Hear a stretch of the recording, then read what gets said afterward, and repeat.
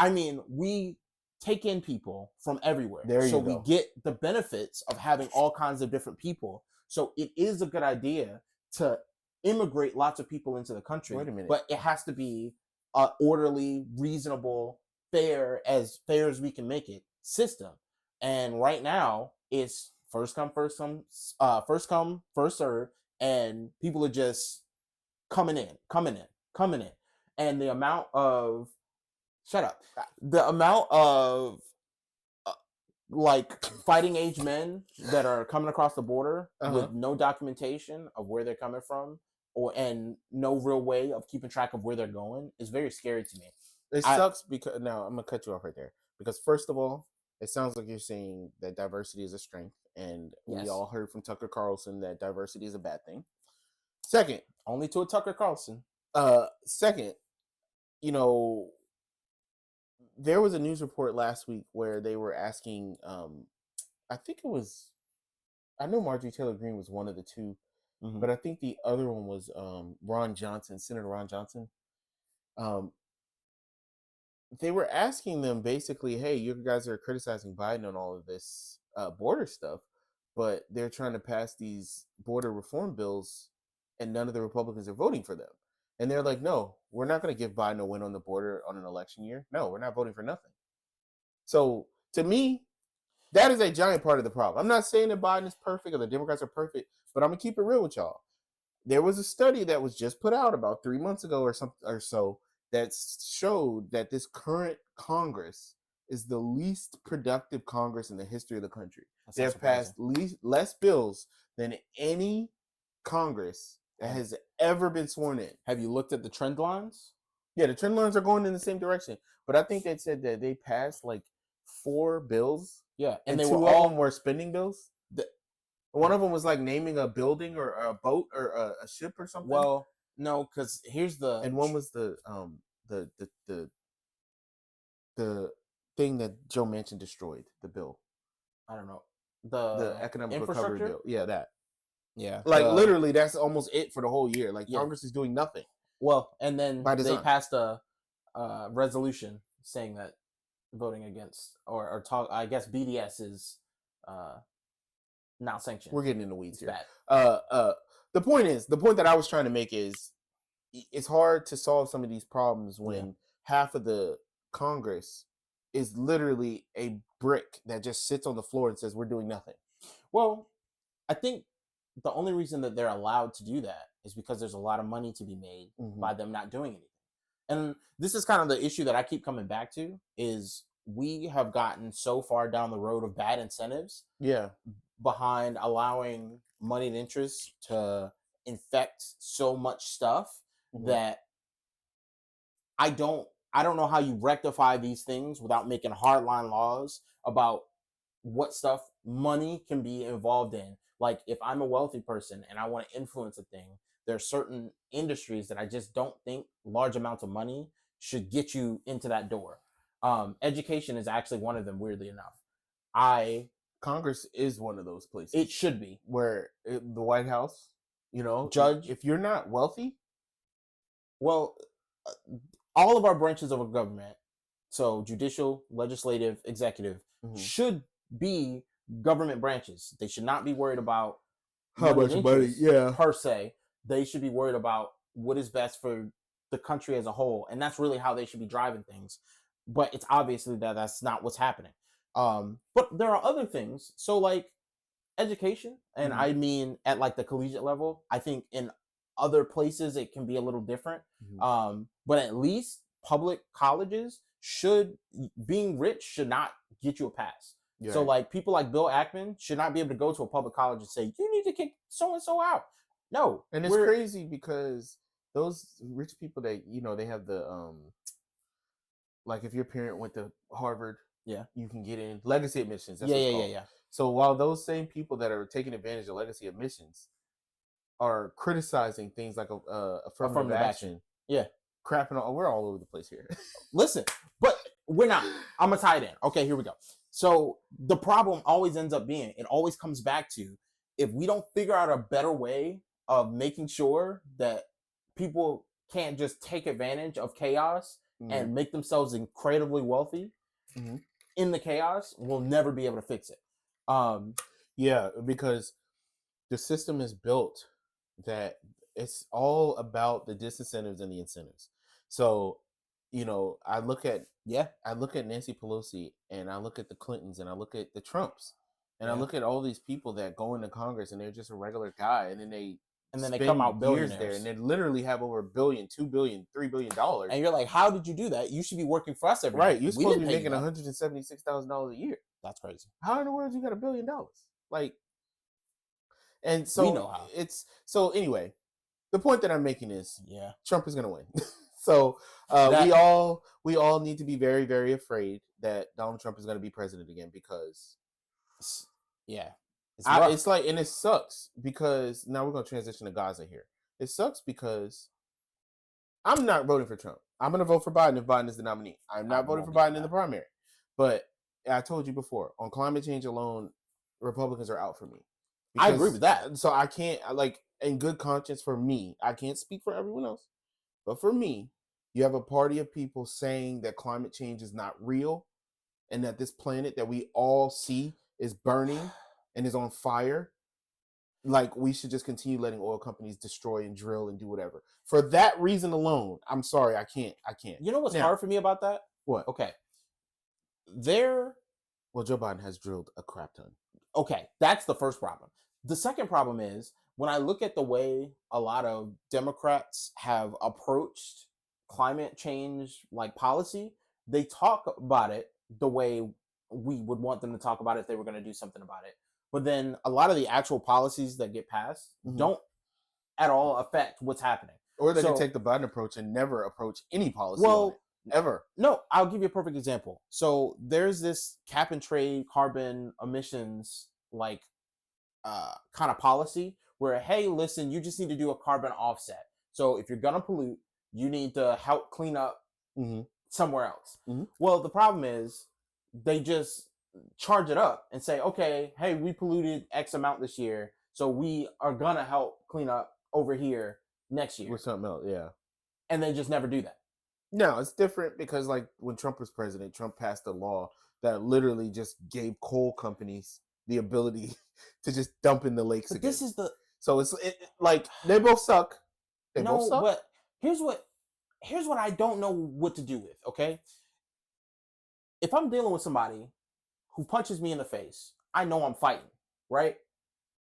But if you smile at me, we had a conversation, you met my mom, you had dinner at my house, and then after I drop you off at your house, then you sneak into my house and punch me. One of those things, I actually have the opportunity to do something about. If you sleep me while I'm not prepared, I'm not paying attention, I'm comfortable, I feel like it's a lot worse than if I know I'm in a fight. So, well, I guess that's the thing, because you would argue that Trump is just going to punch you in the face, and then Biden is kind of sneaking you from behind. Yes. But But for me, when I think about Donald Trump just punching us in the face, it's so many different aspects where he's punching you in the face over and over again. I think about the rise of anti-Semitism. I think about the fact that he's trying to do another tax cut for the wealthy. Okay. I think, all of the things that I'm against, he is literally shadow boxing in the mirror, waiting to do it to us again. And I'm not saying that makes Biden good. I remember making this argument. I was having this conversation with Dad or Pastor Ben or whatever in 2020, where I kept saying, Trump bad does not, it doesn't automatically mean Biden good. It doesn't mean that. It's not because in 2016 there was a lot of that. No, where but it was I think it's not even that Trump bad might equal Biden good. It's Trump is bad in this list of ways. Biden is bad in this list of ways. So now I'm trying to compare poop lists to figure out which one is less poop. And that's not a good. Yeah.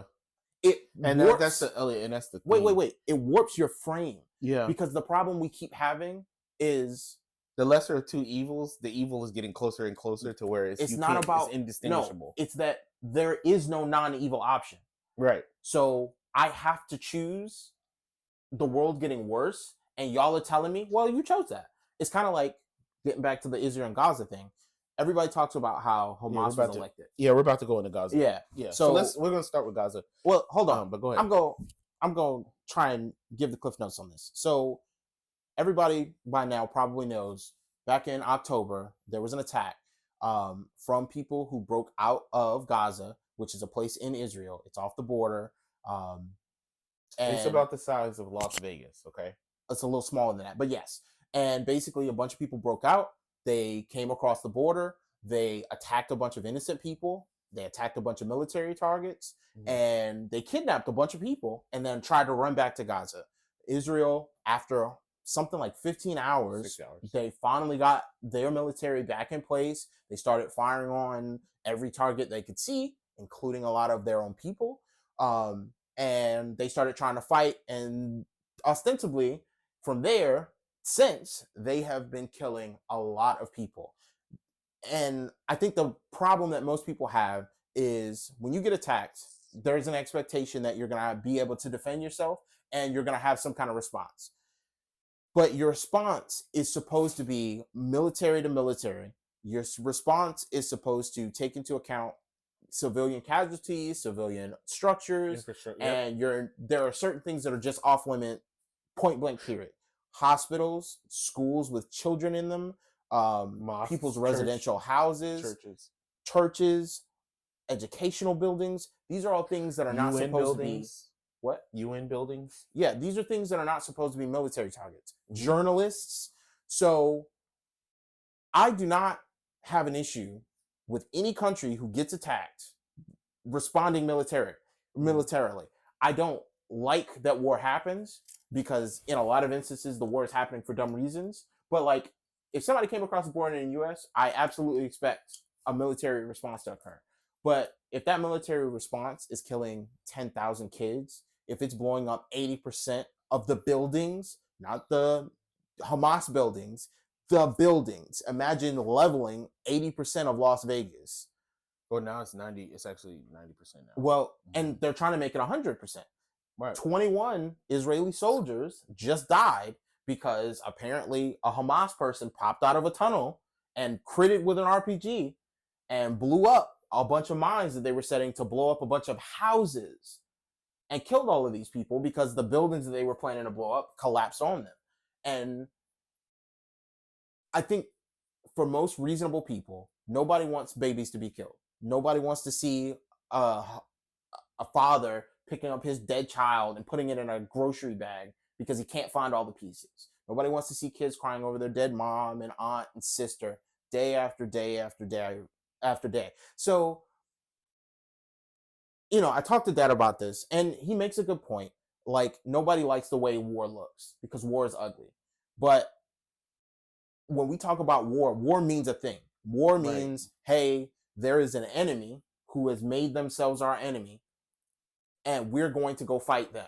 It does not mean, and it should not mean, hey, we're going to just go kill anybody we decide to kill. Right. And the reason I think that's important is the same reason that I get kind of frustrated when we talk about like the dichotomy between a Trump and a Biden. Because the problem always comes back to, listen, we have to have rules. We have to have principles. If we decide, oh, well, Trump is just so bad that we can't have democracy because we got to get this guy out of here. Like, no, you don't really believe in democracy. So if you believe, hey, we need to have rules about how we conduct ourselves when we're dealing with war, we have rules of war. We did World War II. We all decided, hey, that was terrible. We never want to do that again. We made a bunch of rules. We made a bunch of governmental bodies. We signed a bunch of treaties and agreements. But then when it comes time to actually abide by what you sign, you're like, I don't really want to do that. That's chaos.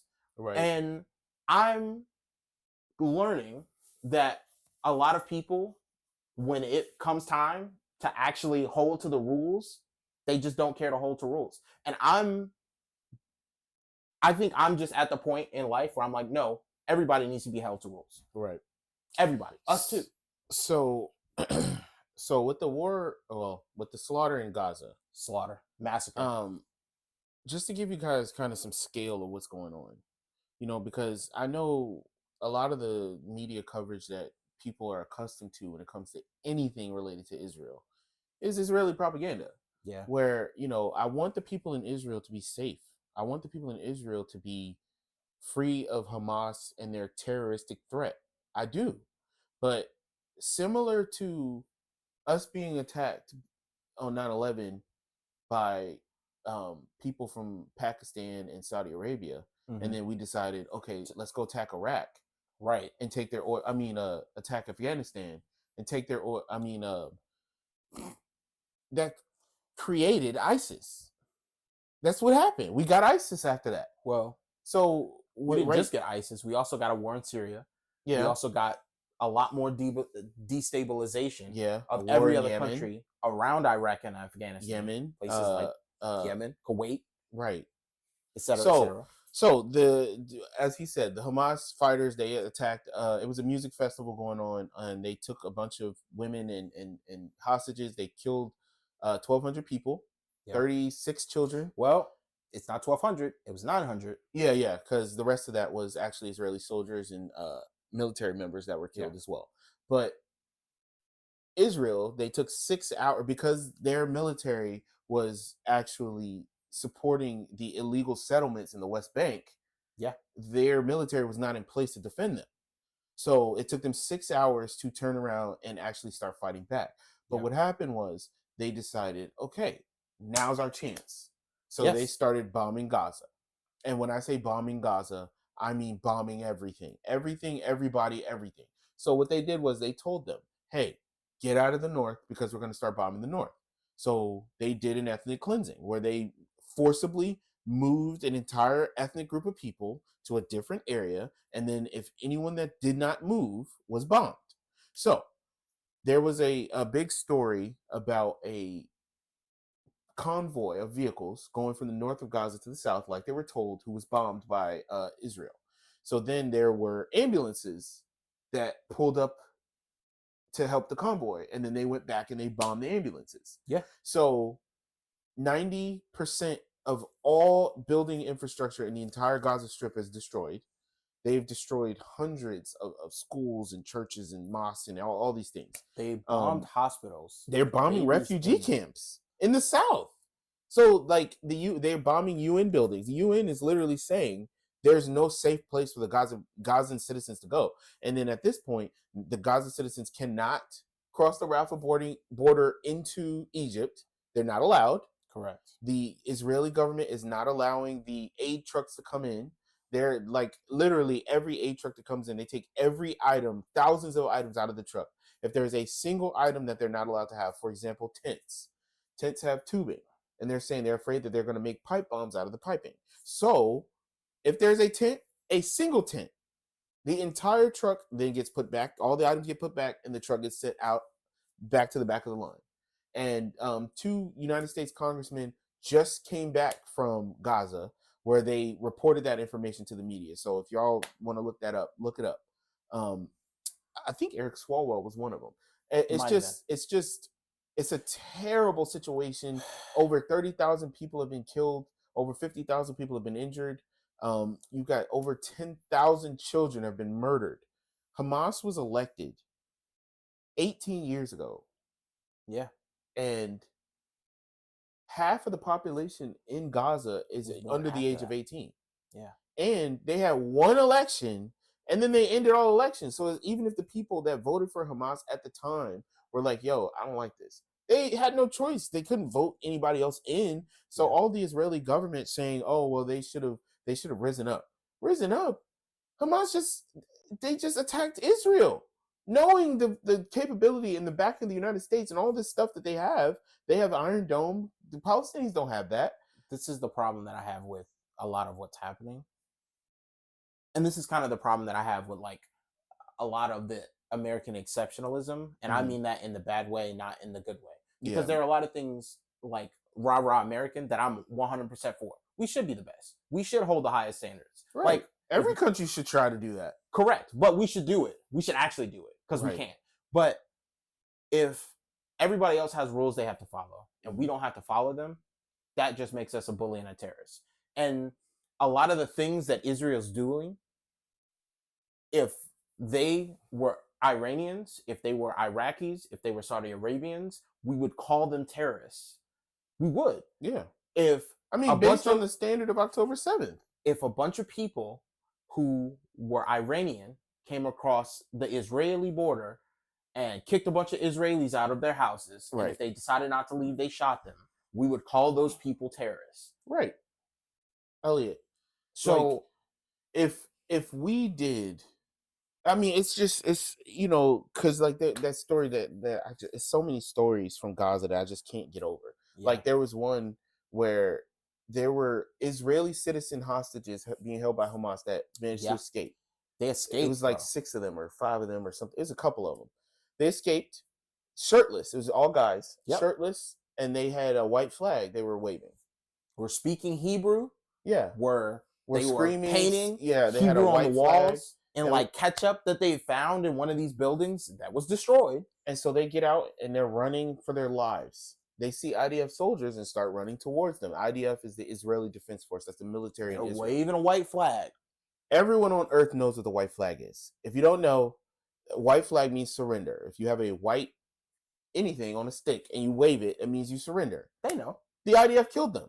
Yeah. These are Israeli citizens. Wait. Okay. Because what makes that story worse to me is they said, oh, well, we don't have a policy of killing innocent people waving white flags. Like 2 days ago now, on camera, cameraman goes up, he talks to a couple of Palestinians who are in the South. They're like, hey, they told us we had to leave those buildings up there. We kind of heard the fighting getting closer, but I had some family members who didn't leave. I'm just trying to go get them. We're going to try and run up. We got a white flag. We're holding up a green Palestinian passport and a white flag so that maybe they'll let us go get our loved ones and then come back. The guy finishes his interview. He walks like maybe 50 feet away. He's still filming these people. They walk up, pop, pop. One of the guys hits the ground. They shot him in the head immediately. He's waving a white flag. So I don't understand. It's one thing if there's plausible deniability, but I get very frustrated with how many people don't engage with the information that's there, right? Because they are. And that's the part that's so frustrating. Like sometimes I tell people, like sometimes I wish I didn't know as much as I know, because it's really frustrating to be in a situation where you know that this is happening, and not only is it happening, you guys, you're paying for it. Yeah, you are paying for every single one of those 10,000 children that have been murdered. But you can't have healthcare though. When they tell you